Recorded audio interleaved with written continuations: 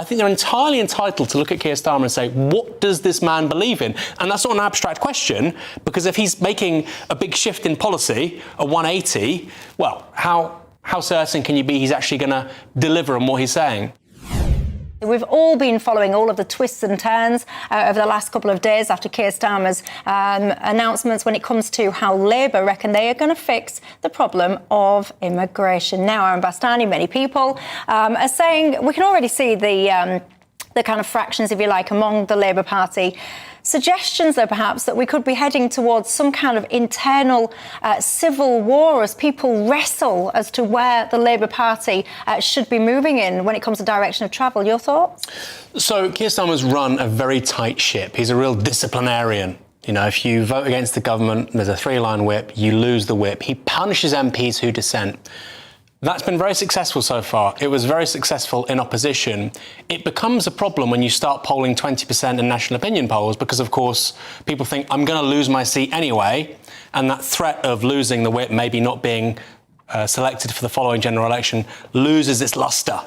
So I think that Labour, probably for the next year, are going to have quite standard levels of, internal recrimination. We see that in parties frequently. When I think the lid comes off is probably going to be in the local elections next May. Sorry, you just had a round of them. You're going to have another round of them in 12 months' time. Scotland, Wales. Reform will do very well in Wales. Labour will do very poorly in Wales. Plaid Cymru will also do very well in Wales. SNP will do very well in Scotland. You've got every local authority in Greater London up for grabs. Leeds, Manchester, Liverpool, loads of authorities in Yorkshire, Lancashire. And I think between Reform, Plaid, the SNP, the Greens and a ton of independents, Labour are going to get a spanking. And that's when all this stuff, which is just beginning to bubble, I think that's probably when it pulls over. Yeah, and of course, don't forget the message that Keir Starmer actually took from May the 1st. He feels that actually people want him to go further and faster. How do you think this is going to play out? Well, I think he thinks he should go further and faster. But I doubt whether the British public, I think the British public are totally disillusioned, certainly those that voted for them. Are they heading for civil war? Well, eventually they will. I take on the points, I think, that Aaron has mentioned. You start to get the rumblings, I think, over the next year. There'll be those who thought they should have been promoted who are, long-standing members of Parliament. You'll get those, the new MPs who think they would like to be Prime Minister pretty quickly. And also they're under huge pressure because if you look at their inbox, we have the most appalling budget, which was no help to the economy at all. We actually defeated this government on the winter fuel allowance, on national insurance contributions. They've got even problems in the rural community because for the first time they've got a lot of Labour MPs in the rural community, and obviously this is the whole farmers' tax. So, the latest wheeze is what they're going to do with immigration, it's all tough talking, and it's all talk the talk. But I have to say, I've no idea where walk the walk. And now we've got the unemployment bill, which we've named it, coming up. So they have absolutely no idea how small and medium-sized businesses are going to be able to grow in this country with what they're actually proposing. Have you been getting a load of spam in your email recently? What about random calls? It's really annoying, isn't it? Data brokers are out there collecting your personal information. Anything from your email, your full name, your address, and even your political affiliation. Cyber criminals can even use AI to mimic the voices of friends and family to trick people into sending them money. And it gets even worse. People out there are getting huge loans taken out in their names without even knowing about it. But don't worry, because the sponsor of this video, Incogni, can help. They reach out to the data brokers on your behalf and request that your information is removed from their databases. Incogni continues to make sure that your data is removed automatically from the internet via repeated removal requests. So, how can you get started? Well, step 1, hit the link in the description, create an Incogni account and tell us whose data you'd like removed. Step 2, grant Incogni the right to work on your behalf. Step 3, sit back, relax and watch Incogni work. They will update consistently so you know when your data has been removed.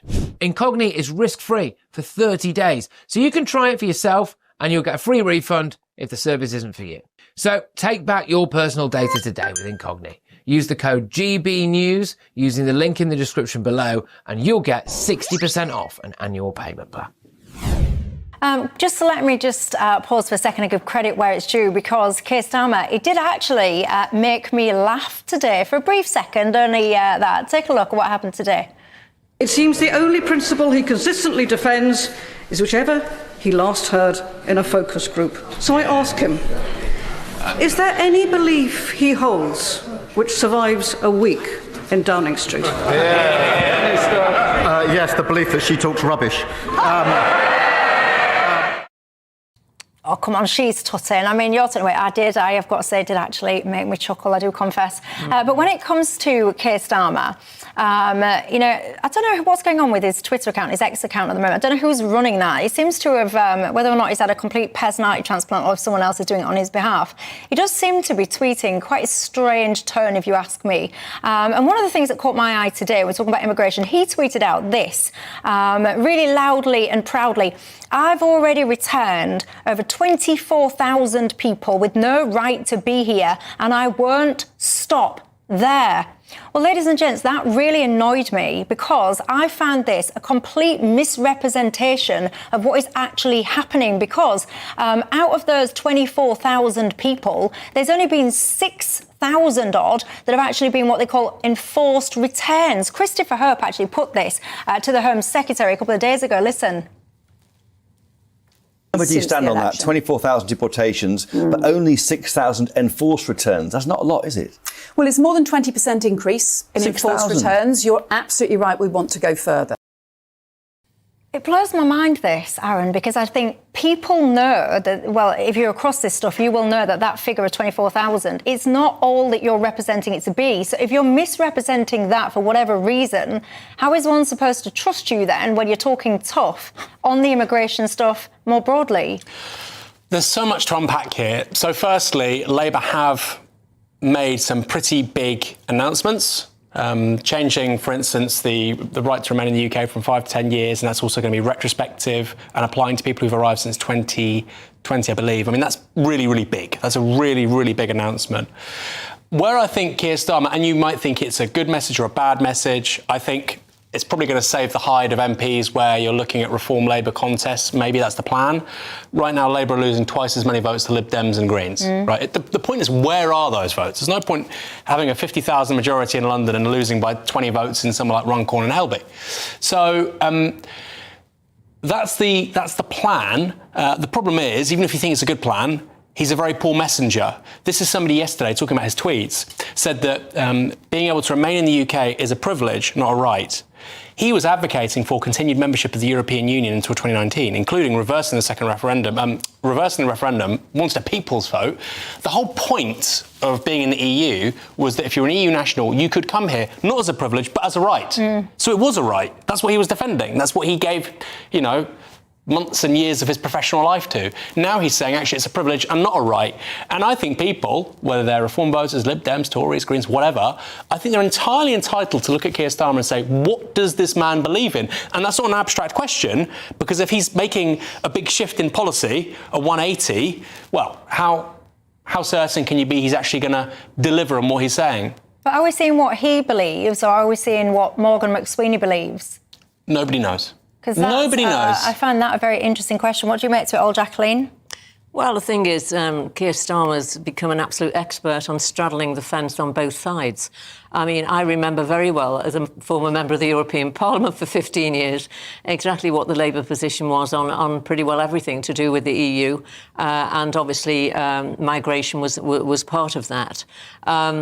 So he's done a complete volte-face. I mean, his party, actually, his parliamentary party, don't really know what to do, because you don't know whether they're going to weep or they're going to laugh every time he opens his mouth. So he's got half of them coming down on him like a ton of bricks, basically accusing him of being racist and everything else, because he's saying he's going to be deporting and stopping people coming in, and his comment on strangers in the country. And then you've got the other half who secretly, of course, have wanted a much tougher policy on immigration from them. That we could stop this. They could stop this tomorrow if they turned the boats back. We've given France £500 billion. They're doing absolutely nothing because we can see all the footage on social media. We know the BBC and Sky and people, they don't show actually what's happening. And we'll believe it when we see it, frankly. I'll tell you someone that doesn't believe it, Nigel Farage. They've wasted no time, Reform UK, putting this video together. So we have to make the case for the benefits of migration, the benefits of free movement. The whole of the United Kingdom is better because of immigration. In particular, I'd like to thank the Home Secretary for removing the annual limits on work visas and also on international students, both of which I lobbied for. The previous government, they wanted to deport us, but now they make the procedure easier for us. So you like the Labour government? Yes. What a mess. I mean, who do you believe? And actually, it's not about whose words you believe. It's about who do you actually trust, I suspect, to actually be able to deliver whatever mechanism it is that you think is the right one to actually get a hold and a control of immigration in this country once and for all. Gareth says, isn't everybody bored of blaming everyone else for everything that's gone wrong instead of taking responsibility themselves?